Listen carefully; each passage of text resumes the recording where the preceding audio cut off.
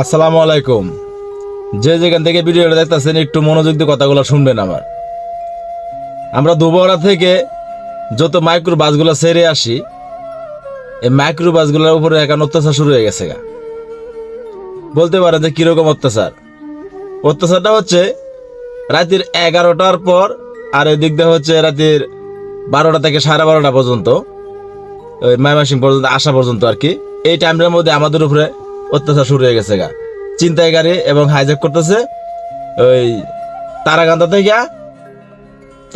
থেকে ময়মনসিং আওয়া পর্যন্ত আর কি। ওই জায়গাটার মধ্যে সিএনজি দিয়া বা দেখা গেছে যে মোটর সাইকেল দিয়া করতেছে কি, সামনে দিয়ে গাড়িটা ব্যারিকেড দিতেছে।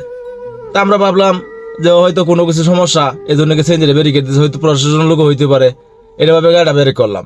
ব্রেক করার পরে ড্রাইভাররা আসে, প্রথমেই ড্রাইভারের আক্রমণ, ডাইন সাইড দিয়ে এসে ড্রাইভারের আক্রমণ। ড্রাইভারের দিল মোবাইল নিল গা, দেখা গেছে কোনো কিছু একটা ঠেক দিল, ঠেক দিয়া পরে দেখা গেছে গাড়িটা চাপা হইলো সুন্দর করে চাপা, যাত্রী কাছে যা কিছু আছে এভাবে চিন্তা দিতেছে। তো আমরা সকলেই পুলিশ প্রশাসনের কাছে, তারাকান্দা এবং ময়মনসিং যারা আছেন প্রশাসন, ওনাদের কাছে আমরা হাত জোর করি, রিকোয়েস্ট আমাদের যে আমাদের এখানে একটা টোল পুলিশের ব্যবস্থা করে দেওয়া হোক।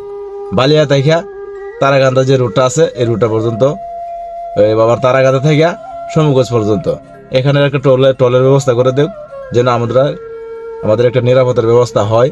এই জন্য আমার এই ভিডিওটা করা। আর এই ভিডিওটা সকলে ভিডিওটা একটু শেয়ার করে দিবেন, যেন আমরা একটু নিরাপত্তা পাবে এই রোডে গাড়িটা চালাতে পারি। ঠিক আছে, আসসালামু আলাইকুম, সকলেই ভালো থাকবেন।